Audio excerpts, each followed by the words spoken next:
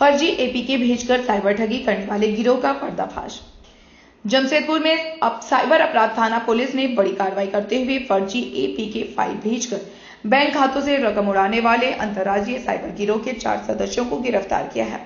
Police ने इनके कब्जे से 9 मोबाइल फोन, 7 सिम कार्ड और 1 एटीएम कार्ड बरामद किया है। प्रारंभिक जांच में गिरोह द्वारा करीब 30 लाख रुपए की साइबर ठगी किए जाने का खुलासा हुआ है। पुलिस के अनुसार उड़ीसा निवासी एक व्यक्ति से 99,017 रुपए की साइबर ठगी की शिकायत मिलने के बाद तकनीकी जांच शुरू की गई। जांच में इस्तेमाल किए गए मोबाइल नंबर की लोकेशन मानगो के जवाहर नगर में मिले। इसके बाद छापेमारी कर देवघर, जामताड़ा और सरायकेला खरसावां के 4 आरोपियों को गिरफ्तार किया गया। पूछताछ में खुलासा हुआ कि आरोपी खुद को बैंक अधिकारी बताकर bank of India, UCO bank और एक्सिस बैंक के ग्राहकों को खाते बंद होने का डर दिखाते थे। इसके बाद व्हाट्सएप पर फर्जी एपीके फाइल भेजते थे। फाइल इंस्टॉल करते ही मोबाइल का एक्सेस उनके पास पहुंच जाता था और वे बैंकिंग जानकारी हासिल कर खाते से रकम निकाल लेते थे। पुलिस को आशंका है कि ठगी की रकम 30 लाख रुपए से भी अधिक हो सकती है। मामले की जांच जारी है।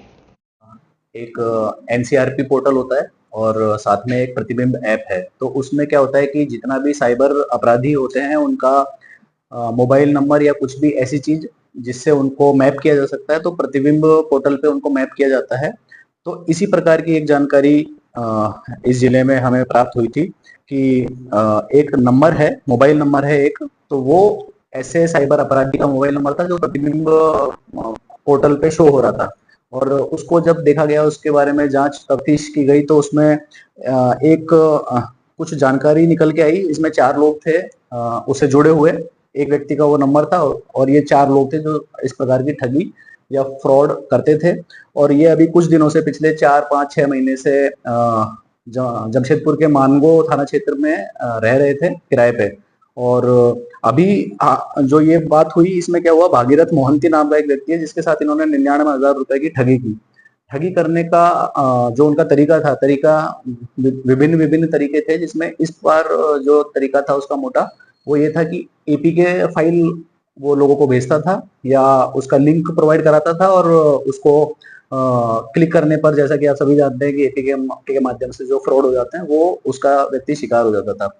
तो इस बार विभिन्न विभिन्न ट्रांजेक्शन में 99,017 रुपए की उड़ीसा के इस व्यक्ति के साथ ठगी हुई।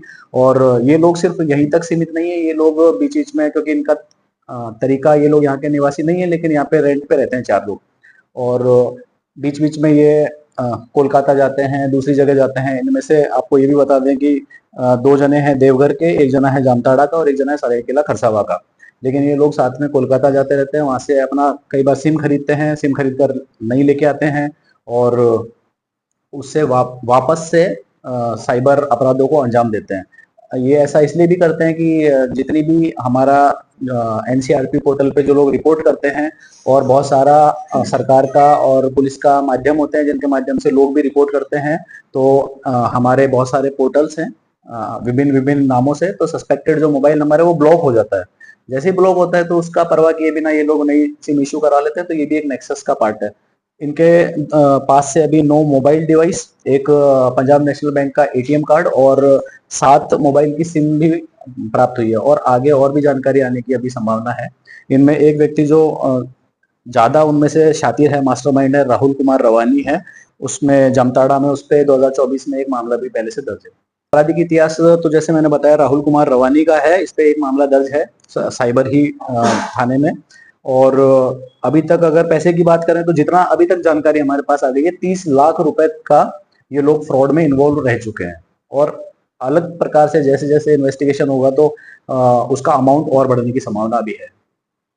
और जिले में अगर बात करें इन लोगों की, तो ये इस साल के शुरुआत से, जनवरी फरवरी से ये लोग यहाँ पे रहने की जानकारी अभी तक सामने आई है। तो जब से ये रह रहे थे, इनका एकमात्र उद्देश्य मुझे लगता है साइबर ठगी ही है। इसके अलावा इनका कोई उद्देश्य नजर नहीं आता है। और इसके अलावा 2024 में इनमें से एक व्यक्ति है जिसपे 2024 में केस दर्ज है। तो कम से कम 2-2.5 साल से ये लोग इस चीज में संलिप्त हैं, सक्रिय हैं। यहाँ पे इन्होंने बेस बना के और फिर जो भी अपना लिंक है, सस्पिशियस लिंक होता है, जो भी एपीके फाइल होती है, वो उसमें कोई ना कोई बाउंड्री की जरूरत होती है, ना किसी चीज की जरूरत होती है।